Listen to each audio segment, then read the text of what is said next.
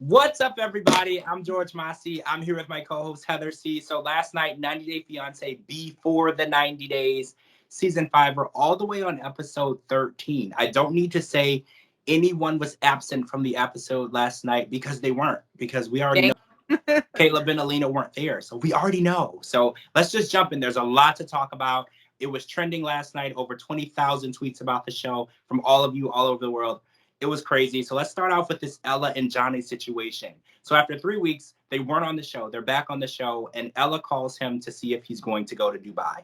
He says no. We knew that. We kind of knew that was going to happen. But what we didn't know was she was going to then retaliate by telling him that she cheated on him with one of her friends. And I felt like she used it as a weapon. Like she said, oh, well, you're not going to come to Dubai, so this is what I did. Yeah, I often wonder that if it would have went the other way, would she have even said anything? Or would that have been her dirty little secret, so to speak?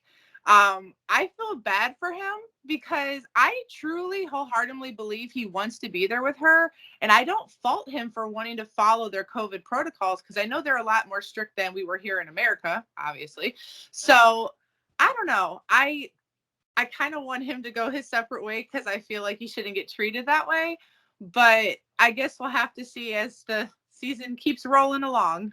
Well, yeah, he offered to get her a ring, and it's just the strangest situation because she cheats on him, and he offers to put a ring on her finger, and Beyonce would be very, very upset. This is not what she meant when she said put a ring on it. This is not the situation to be in where Johnny, you should be putting a ring on Ella's finger. It should be, I don't want to talk to you anymore. This is ridiculous. And then I saw some talk on Twitter where people are saying, I wonder if she's just saying this to put a fire underneath him and she didn't actually sleep with someone. So like that you said, backfire.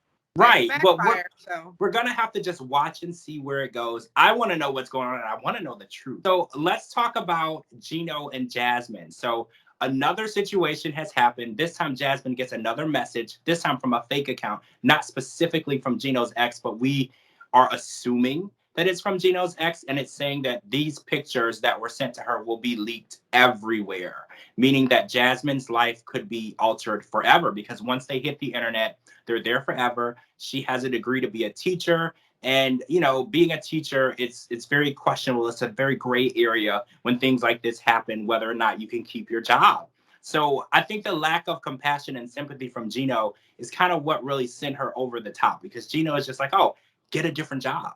I think that she's given him more than enough chances. I think that if you're giving somebody that you love and you trust something so personal, then they should be trusted to just keep it between the two of them. So the fact that, first of all, he's still keeping in contact with his ex, second of all, he's spreading them around like it's nothing, and then has the nerve to just be like, well, I'll support you, but you got to pick another profession. Well, if it wasn't for you, she wouldn't feel endangered of her career. I just think that she needs to move on. She's a beautiful woman and she doesn't need to put up with that crap because I know for myself, if somebody did that to me, it would be done and over with. If she wanted to put those type of pictures on the internet, she'd have a OnlyFans and charge and get money for it, not have some girl go out there and post it around the world for free. So I say toodles to you, Gino. It might actually happen because during a phone check, she did find an email from 2014 regarding a trip to Legoland with an ex. We don't know if this is the exact same ex that is causing. Why does he have emails from there? Like, I don't know. That is so strange. And clean your emails.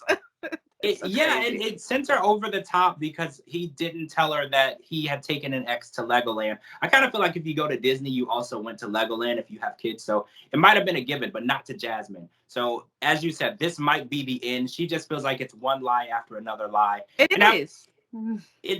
Omitting is lying. You're right. When you don't tell someone something when they're asking you a question, and you purposely don't give them the response, that is also lying. So Jasmine, you're better. You're better and you deserve better.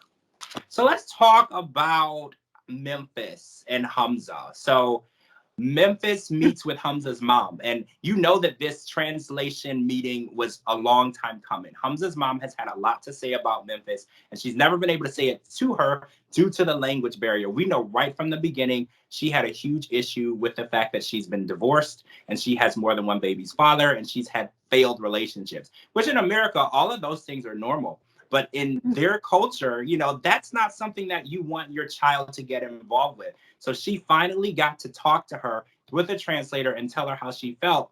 And it got heated for like a second, you know, and Memphis got a bit touchy on the subject, but they ended up meeting eye to eye, went dress shopping. Everything was good. They even bonded. Hamza's mom even made fun of Memphis a little bit in the dress shop, which was awesome, showing that they are comfortable with each other enough.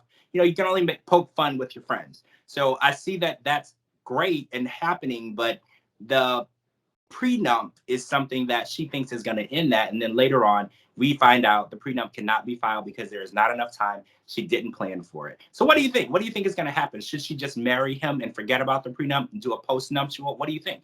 Well, I think if that's her biggest concern, then maybe she should just stay focused with that. I mean, we already know that Memphis doesn't like to take any type of criticism from anybody ever. So I think that her meeting with his mother and his sister and all that was just kind of a waste, because if she wants to be in a relationship with him, she's going to do it anyways. She doesn't really seem to care what anybody has to say. And that's the type of vibe that the world gets from her. I mean, she's very triggered and she doesn't like criticism at all. So I think that if that's her biggest concern, is protecting her assets for her children, which, you know what, I'm not going to blame her there if that's something that you want. And that means there's a small part of her that thinks that this could be a fraudulent marriage. That's all I'm saying. On to the next.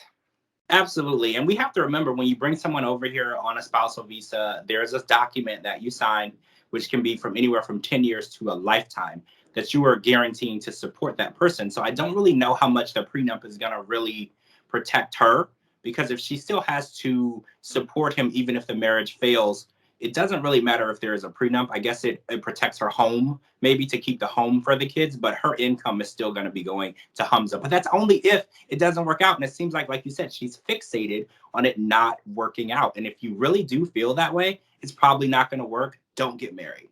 What's the rush? That's one thing I never realized with any of these people on the show. Everything is like, I'm over here. We have this many days. We need to do what to do. Sometimes people are engaged for years before they even realize that this is what they want with their lives. But these people are like, oh no, we are on this time restraint and we need to get it. I mean, if you really want to see if this person is right for you, then maybe you need more time involved. And if she has any bit of concern in her brain, I don't think she's ready to walk down that aisle. I agree with you 100%. Time is everything. All right, guys, that's it for part one. We have a lot more to talk about. As you know, no one was absent from the episode this week. We have a lot to cover. There were drinks thrown in faces. So we will be back to talk about that on part two. Thanks for watching. I'm George Mossey. This is my co-host, Heather C. This is the 90 Day Fiance Before the 90 Days podcast, season 5, episode 13. We will see you and talk to you all really soon.